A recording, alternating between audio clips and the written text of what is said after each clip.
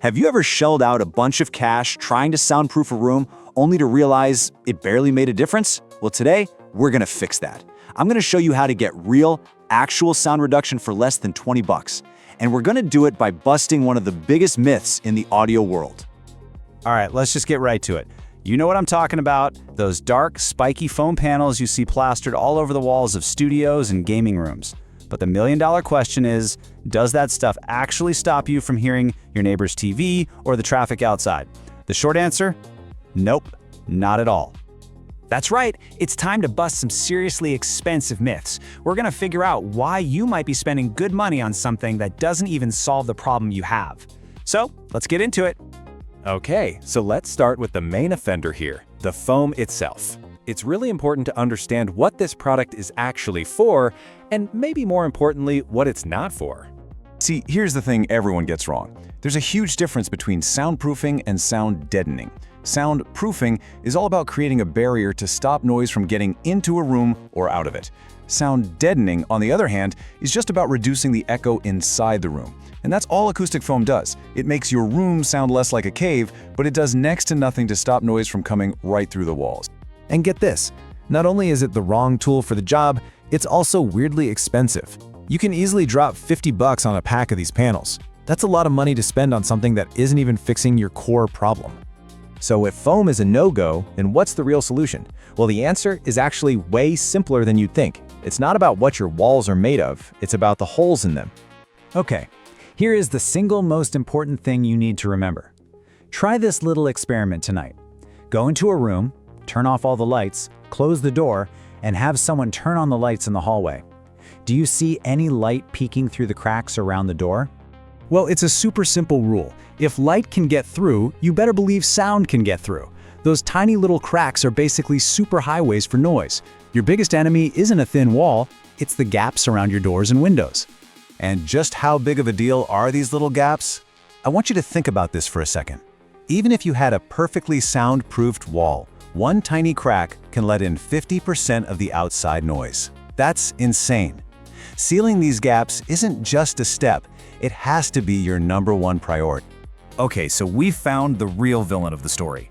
Now for the best part, the ridiculously cheap and effective solution. Let's put together our toolkit that's gonna actually get the job done for less than the price of a pizza.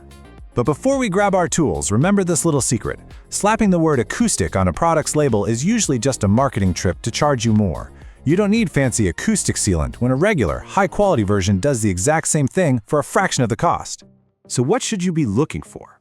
Well, instead of standard caulk, which can dry out, shrink, and crack as your house naturally shifts and settles, you want what's called a specialty caulk. Just look for one that's guaranteed not to shrink or crack. That way your seal stays airtight and soundproof for years to come. And there it is, your entire soundproofing arsenal.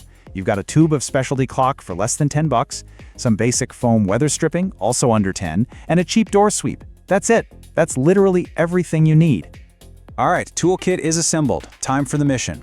We're gonna target the main entry points for noise in just about any room, the doors and the windows.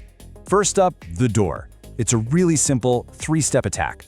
Step 1, you take that caulk and seal the gap between the door frame and the wall itself. Step 2, you apply the weather stripping all along the inside of the door jamb where the door closes. And step 3, you attach that door sweep to the bottom. Boom, you're done. And you know what the great news is? This same logic works everywhere. You can use that caulk to seal around your window frames. You can even do something most people never think of. Take off the faceplates for your electrical outlets and light switches, and caulk the little gap between the electrical box and the drywall. These are sneaky little highways for sound. So once you've sealed all the gaps, you've honestly done about 80% of the work. But if you really want to take it to the next level, there's one more principle we need to add. And no, it's not foam, it's mass. So what's the cheapest way to add mass to a room? Forget the foam. Check this out. A thick, heavy moving blanket isn't just better at blocking sound because it's so dense, it also absorbs echo inside the room. It literally does both jobs, soundproofing and sound deadening, way better than foam ever could. And the price? You can usually grab a couple of moving blankets for about 20 bucks. Compare that to $50 for a pack of foam that only does one job, and poorly at that.